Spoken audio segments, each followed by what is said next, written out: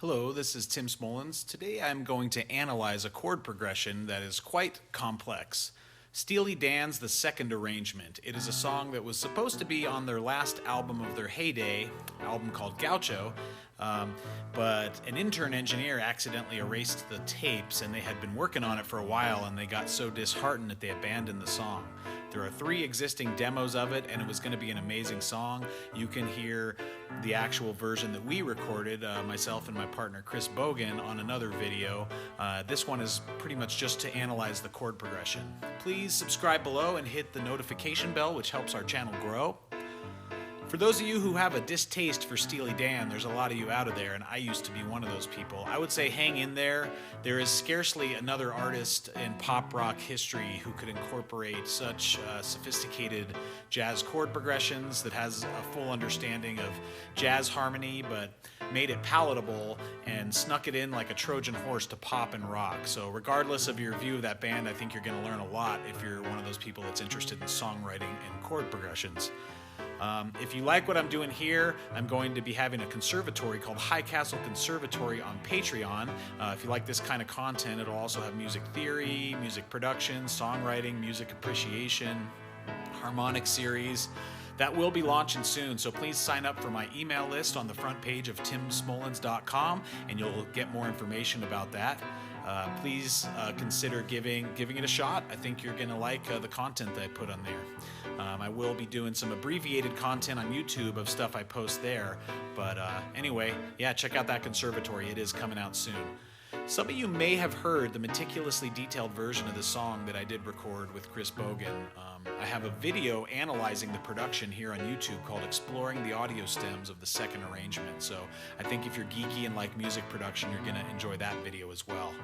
Anyway, on to chord progressions. I have to give a little background and foundation here before I can start with the lesson. I classify chord changes by 4 levels of complexity. It's kind of arbitrary, but it allows me to put it into, most basic would be just your 1-5-1, 1-4-5, 1-6-4-5, all the way up to level 4, which is really advanced chord progressions, where you're going to see all kinds of stuff. So most Steely Dan songs will end up in that level 4, at least when you compare it to pop music. It really is some tough chord progressions to get your head around. One thing that would make it be a level 4 would be those advanced extensions, F sharp 7 sharp 9 sharp 5, all kinds of alternate dominant chords. But not just that, there's songs that are so sophisticated that they flirt with multiple keys at the same time, and The Second Arrangement is one of those songs. And that's a pretty rare thing in pop music, to be flirting with multiple keys at once. Some writers do it and they don't even know they're doing it. I almost like that better when it's not so contrived. There's writers that will, if you analyze the song, you can see that it's in multiple keys, or for a little while it seems to be in both keys, and then it ends up in one or the other, or moves around. There's other things like using non-root bass notes, like Brian Wilson would do on Pet Sounds, and Steely Dan does it sometime, but it actually crops up a number of times on The Second Arrangement, which is not typical for them. So a number of factors will land something in that level 4, and this song, The Second Arrangement, I'd firmly place in that category. The tune is absolutely brilliant on many levels, from the lyrics and the subject matter. It's about a rich adulterer who gets kicked out of the house after he gets caught, and he sings it from that guy's perspective, and it's just brilliant in its portrayal of that character. The song's got a very unorthodox song form. It's not just verse, chorus, verse, so that's pretty cool too, and especially the chord progression, which is going to be the focus of this video. You can follow the fantastic voicings on the lower part of the screen. You'll be able to see my hands, you'll be able to see the chord sheet, and all of that. I have made a chord sheet that you will see on the screen now. Some of the notation will be familiar to jazz musicians and classical musicians, and other markings are peculiar to me, so let me go over it to give you an understanding of the different markings. You see this circle with a sun type of thing? That indicates a new key. So anytime you see that, we have a new key. If it's just the letter, it's a major key. Occasionally I'll call things in a minor key, but as most of you musicians know, there's such thing as a relative major minor. So if you're in C major, it's got a relative minor down a minor third, which would be A minor. So you could always classify it in its major key, but sometimes something is so firmly in minor, if it's kind of a I might call it minor, but that will be, the letter with MI and then that circle with the sun. That indicates a new key. There are the chords themselves, which have no circles or anything, just above the lyrics. The chords have Roman numerals above them from 1 through 7, which indicate which position of the diatonic key it represents. So if you're in C major, the diatonic is just the chords that fall strictly from staying in the major key. So C major, D minor is 2 of C, E minor's 3, F major's 4, G is 5, A minor's 6, and a B diminished triad, kind of unusual for the key, is 7. Anyway, so that's what those Roman numerals indicate, and that is how they're used in a lot of music notation as well. On the Roman numerals, when you have markings slightly above and to the right of them, this is for alterations to the normal expected diatonic. So if you see a 7th in that position, you would add a dominant 7. So if it's a V with a 7, so 5-7 chord, it's a 5, which is a dominant chord, which is actually the correct. But you can add a dominant to anything. You could, if you're in C and you take D minor, if it says 2, Roman numeral 2 with a 7 over it, that means to make it dominant. Any chord that is minor could become dominant, or any chord that's major could become dominant, and that'll be indicated by that 7. But you can put anything else near that Roman numeral, and it indicates an alteration to that dominant.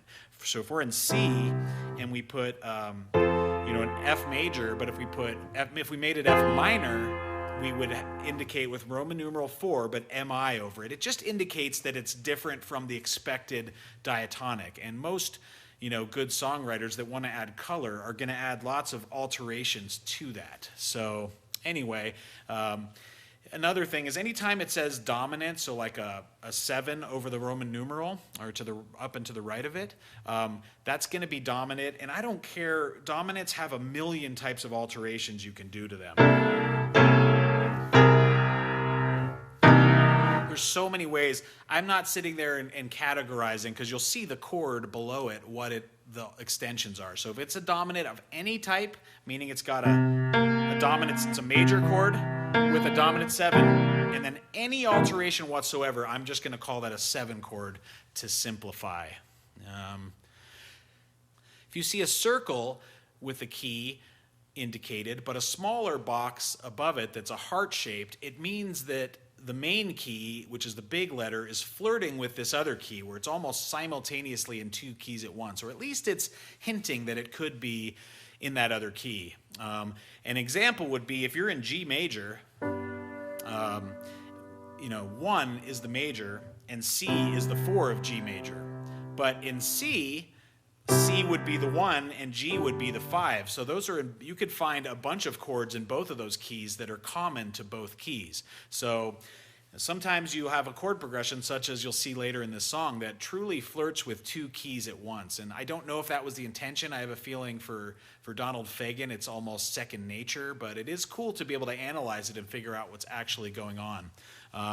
There is a lot of ambiguity, semantics, and a harmonic fog when you do that, where you don't exactly know which key you're in, and I think it adds this sort of beautiful mystery to the harmonic language and abstracts things a little bit. Most pop songs are firmly in one key, and that's just a fact. Most pop musicians haven't suffered themselves to learn jazz very deeply, and jazz is tough, so I understand why. But when you do learn jazz and then able to incorporate it back into pop music, it really adds a lot of color to it. Anyway, moving on with the symbols here. If you see a triangle with the line at the top, it indicates that the chord is functioning as a tritone substitution.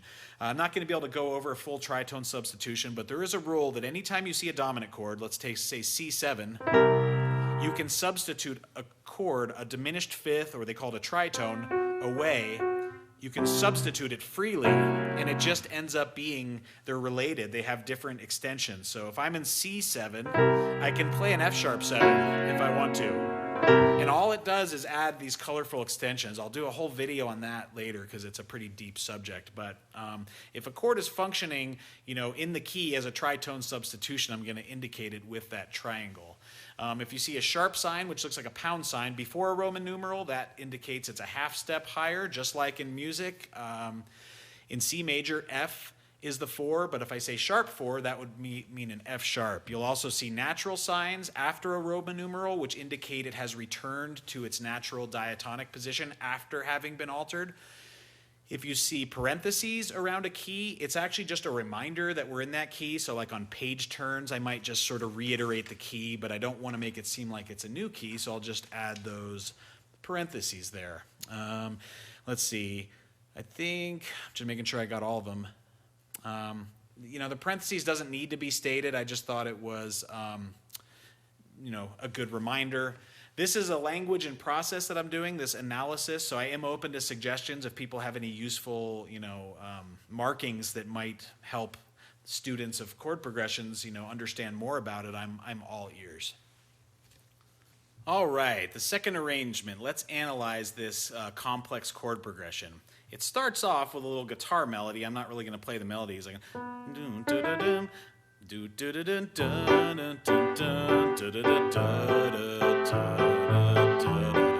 so pretty simple. It goes E minor 7 to A minor 7.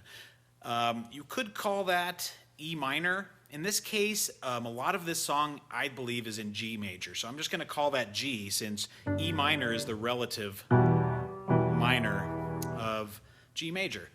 You could make a case that it's in C major. I could almost say it's flirting with C major right about, because in G, the E minor is the 6 and the A minor is the 2. But in C, E minor is the 3 and A minor is the 6. In this case, it's functioning as an E minor or G major. So I'm just going to call it G major, and that's what we're going to go. So we've got 6. The E minor is the 6. A minor is the 2 of G major, then back to the E minor, then this little turnaround. And the D6 is the 5. Most of the time the 5 place will be a dominant chord. There's no reason why it can't be a 6 chord. It can be either one. So we have D6, which is the 5 of G, B minor, which is the 3. There's another indication that it's not in C, because in C you would not have B minor. You would have the B diminished triad or half diminished. So D6 is the 5, B minor is the 3rd place, A minor is the 2, and then back to that D6, and then that's the 5 again, and then back to the... So pretty simple, nothing too crazy there, although I do like that turnaround, is pretty colorful. D6. Then it goes back to the E minor, back to A minor, E minor. Now we go a nice little colorful transition into the verse, verse 1. We have E minor 7 to D13. And then we land on that C major 7, which is beginning of the verse. So interesting there. Most of the time, most pop songs, the downbeat is going to be, the 1 of that key. So this ends up on that C major. I already told you before, we're kind of flirting with C major a little bit, and it's funny that the first chord of the verse, pull out the white little girl I've got just two. But anyway, that C major 7, your ear might hear it as 1. But really, we've been in G this whole time, maybe slightly flirting with C, just semantically. But, it ends up landing on that C, so we're in 4 of G to make more confusion. So anyway, verse 1, I'd call it still in G. We have not changed keys. I'd say it's slightly flirting with C. You can see the little heart I made to indicate that. That's my own silly notation, but I think it's helpful to see. So the verse, we've got C major 7, which is the 4 of G, to B7 sharp 5, which functions as the 7 of G, but it makes it dominant. Remember, you can make anything dominant that's not dominant by just putting a 7 there. Then it goes to the 3, which is B minor 7. Now this chord progression, let me stop on this. This is absolutely brilliant because it takes a trope of pop music that's used all the time. If we go C, B, B, how often do we hear that? You hear it in hip-hop, you hear it in all kinds of stuff. So if we go... And your ear wants to hear it as this sort of C major or C7 to B7 to E minor. But they don't do that at all. They take that bass line and they make your ear think that that's what we're doing. But in fact, what we're doing is C major 7, then B7 sharp 5, and then turning that B7 to a B minor 7, which is the natural 3 of the G major key. But we're making E in the bass. So let's hear those 3 together. C major 7. Brilliant chord progression. I don't know. It's unbelievable because I swear the ear just wants to go to this thing.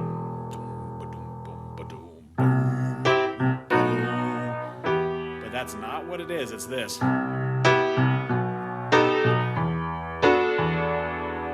Okay, then moving on. So we've got that little girl, and we go to the 2 of G major, A minor 7. Now a wonderful chord, B minor 11. A lot of ambiguity in this chord because you don't need all the notes in that chord. There's only a couple you need. So the spelling I have of that is a B in the bass, and then I simply do A, D, E, which is this real sort of open-ended. It seems like an A sus chord, right? A suspended would be A, D, E, and then it suspends to the A major. It releases the suspension. But we have B in the bass, so I can't call that an A sus over B. I don't think that's functionally what it is. I think functionally we have a 2 and a 3. So, pour out the wine, little girl, I've got A minor 7, B minor 11. Now we're going to do a great move to, I don't know if you'd call it the pre-chorus or what, probably not, but it goes to a tritone away from that B, which is always a nice movement to do. So here, I think we've actually switched to C major. You could call this F a flat 7 of G if you wanted to. Then it ends up on the G dominant. You would call that a 1 dominant, but in C, that's the 5. And then if you keep going, so let's do that chord progression. Let's just assume we've switched to C there, but are still flirting with G. So this whole wide world, here we go. Here's to, oh, whoops, sorry. Here's to reckless lovers. Then C major 7. We all need somebody. Here's the kicker. Unbelievable, because before to get into verse 1, remember they went to E minor 7 to D13, which is squarely in the G major key. But now this turnaround to get back to the verse, they're going to go back to another verse here. Instead of going E minor 7 to D13, they now go E minor 7 to D minor 7 over G. You could also call that a G7 sus. So clearly in C major, but the ear almost wouldn't even notice that happening, and then it goes back to the verse 2, starts on C major, which you now hear is the 1, but we're back where it's the 4 of G again. So let's play that little, whole first verse real quick. Pour out the wine, little girl, I've got just 2 friends in this whole wide world. Here's to reckless lovers. We all need somebody.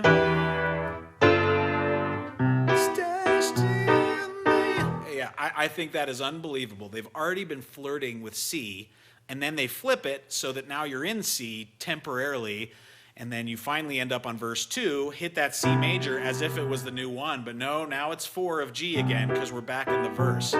That is some fancy writing, and it's not something your ear would immediately gravitate towards because it just sounds good. You know, you're not supposed to necessarily hear complexity. Complexity is best sometimes just kind of tucked in there. It's not, the point isn't that it's complex, it just happens to be complex. So, complexity for complexity's sake, we all know how that can go. So, anyway, next verse is exactly the same.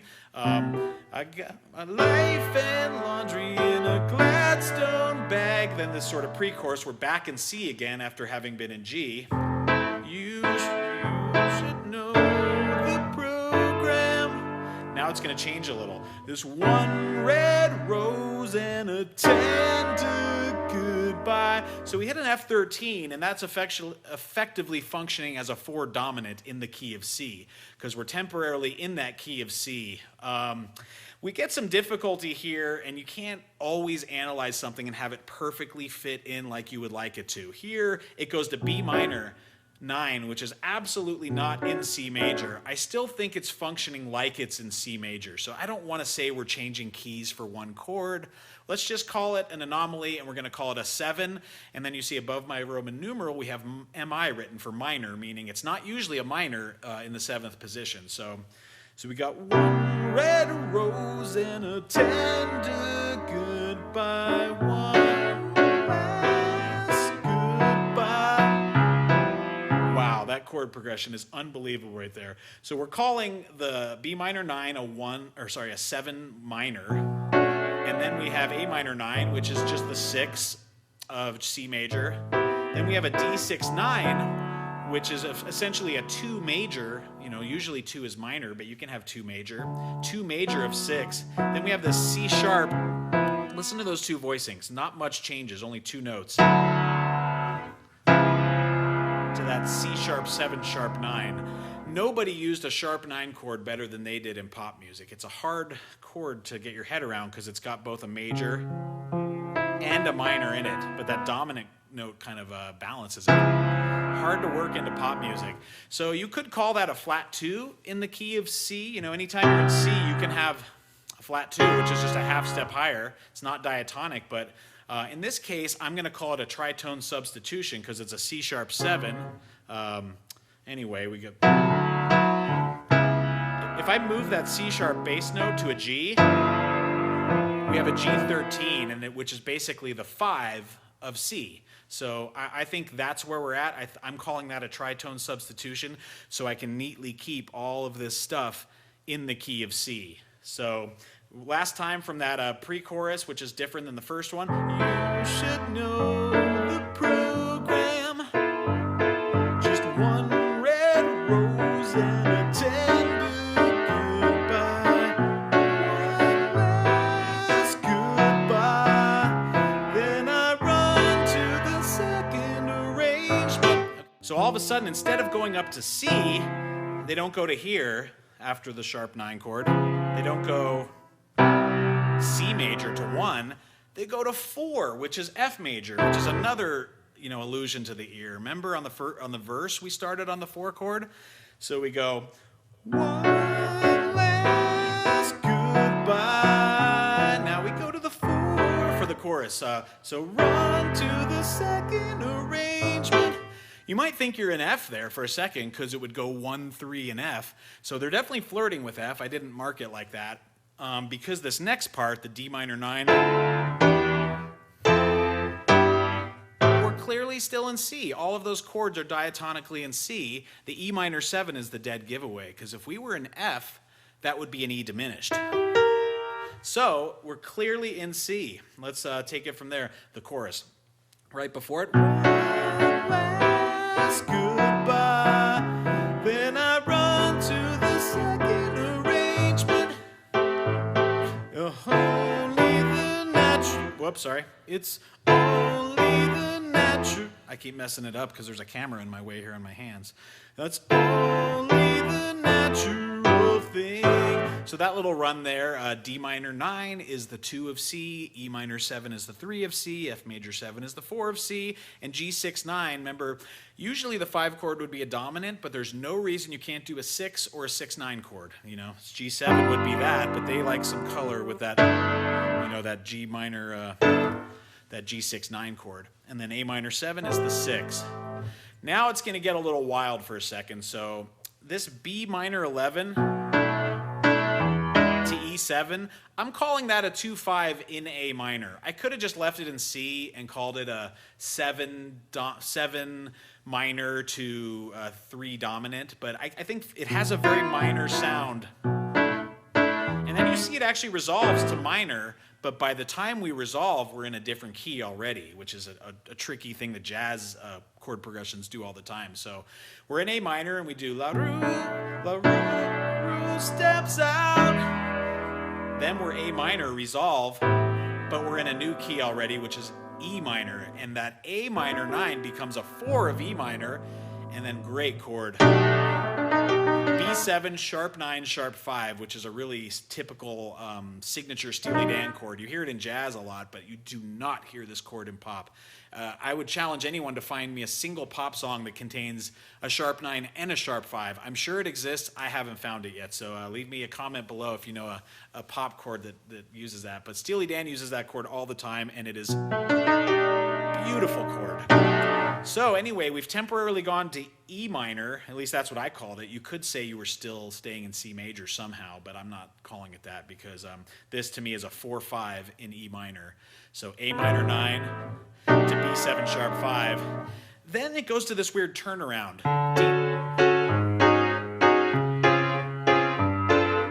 It's such a weird turnaround because it has the feel of a jazz turnaround that would go like 3-6-2-5. So if we were in C, it'd be like E minor, A minor, D minor 7, G7. But I don't know what I called this. I had to sort of do some, some twisting around of the truth here I don't want to keep calling it key changes. So D major 7, I'm calling that the 2 major.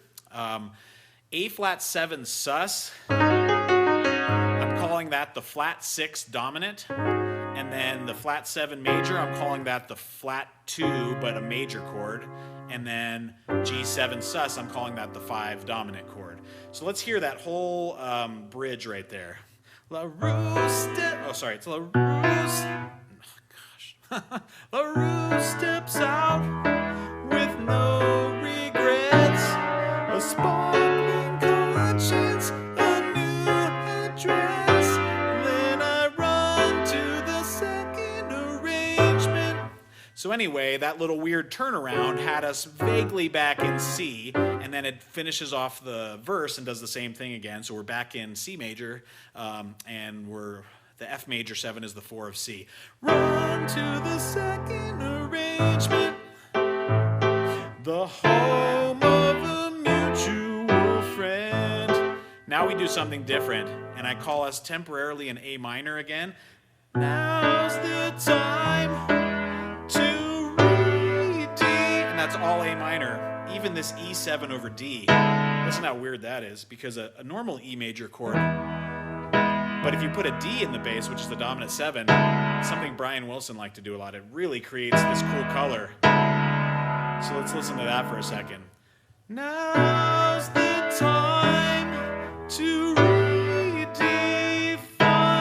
the. And then at that the chord, we have a D major with a G in it, and that's another Steely Dan signature chord they like to do. Do that all the time, where you could call that a G major 7 or G major 9 chord, except there's no 3. There's no B in that chord. So you have a D major with the G in the bass, which is almost a G major 9 chord, but there's no 3, and any chord with no 3 is not defined. So I have to call that, I'm obliged to call it a D major over G. And you could probably get away with playing that, that G major 9, but it's not truly what it is, and it's not how they use it. So anyway, you've temporarily switched. Notice where they're switching keys to, and like I said, I don't think he planned it that way, that, oh, check out this chord switch that's in the middle of a phrase. Most of the time people change keys, it's on a downbeat. It's leading up to the key change. This is happening at random spots in the phrasing, which is so cool. So now's the time to redefine, new key, the first arrangement again. That's a fascinating chord progression right there. It almost sounds like an Italian soundtrack, like Ennio Morricone type of thing. You hear stuff like that on Curb Your Enthusiasm. They're kind of paying homage back to that cinema Italiano stuff. So this one, you can call it whatever you want, because it's really just taking a tritone chord progression and then moving it up a whole step. So I called it all in G, and so the F major I'm calling the flat 7 major. Then I'm calling the 3 dominant. You could call that whatever you want. You could say it's changing keys. It doesn't really matter. G major 7 would be the 1, and then a tritone sub or the sharp 4 dominant.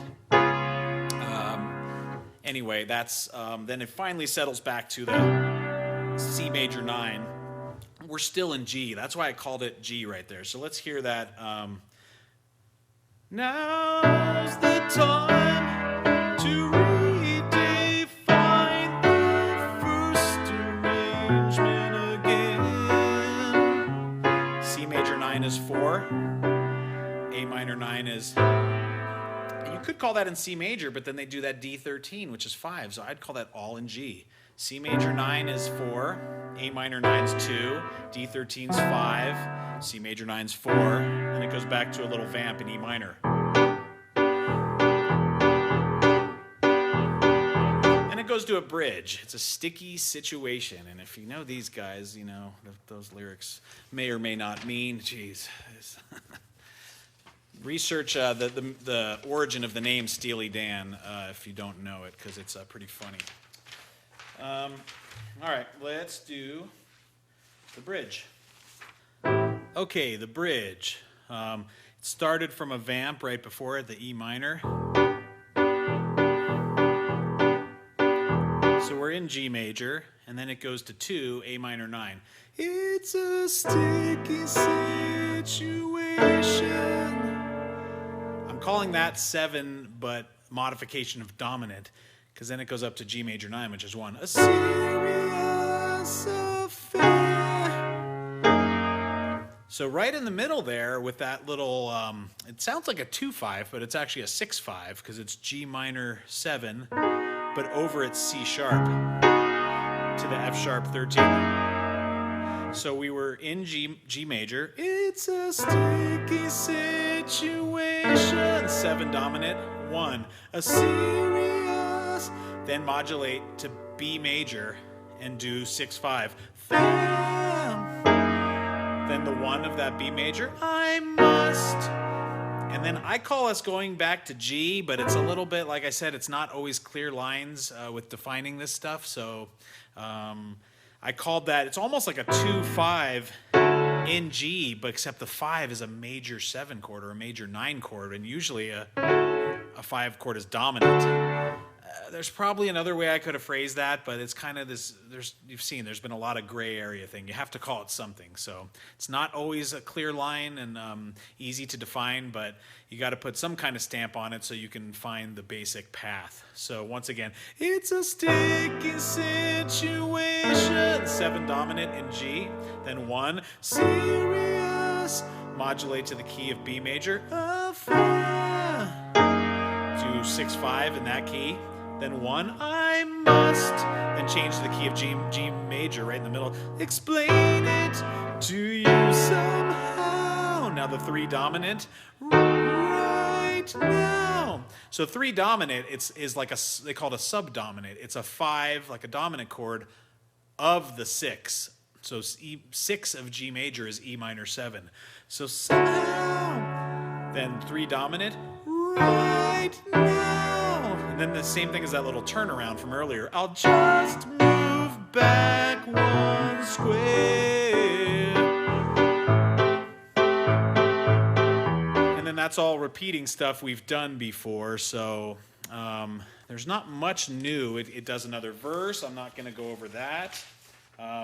There's a couple little breakdowns that it does. I'll go over real briefly. Where are those? Okay.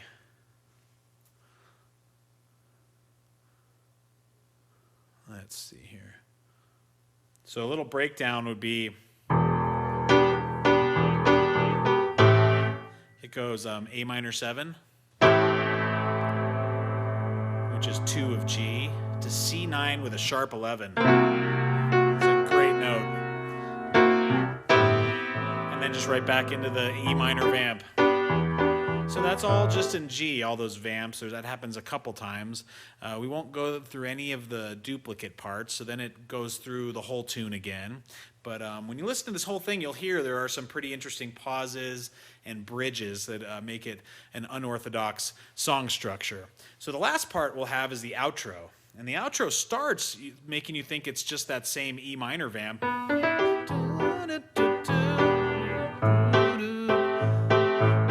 Exactly the same. Then it changes. Oh, sorry. Like this.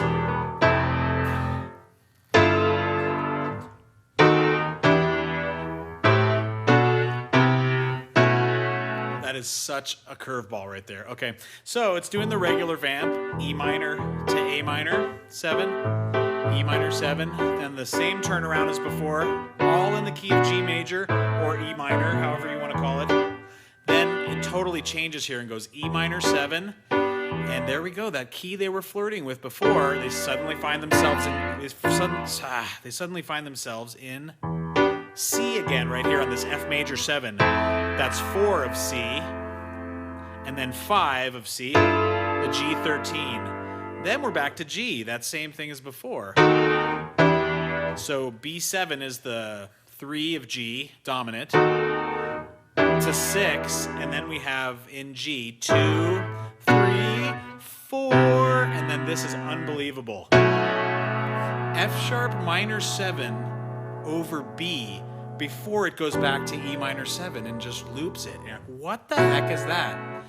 So that's actually the key of E major for 1 split second. And many of you advanced songwriters know you can go to major or minor from any dominant chord. So let's put ourselves in E major for just a second. So E major, and then the 5 would be B7.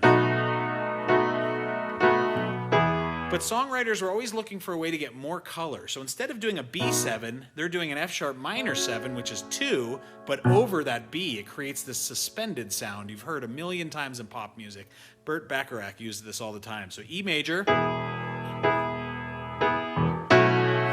I first saw your face, I could no.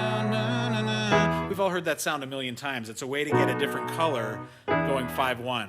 So this song is going, it's in G major or E minor, so it's heading back toward E minor, you know.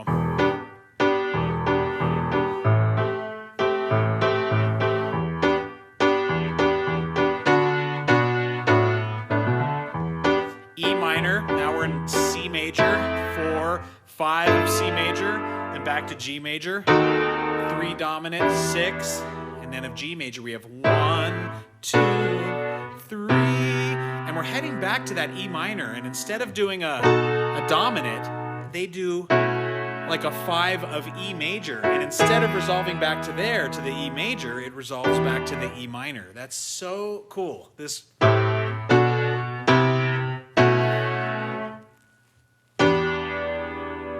It's one of those, when I first heard that, I was like, what the heck is that little device? It's not something I've seen used all that often, and it's so quick.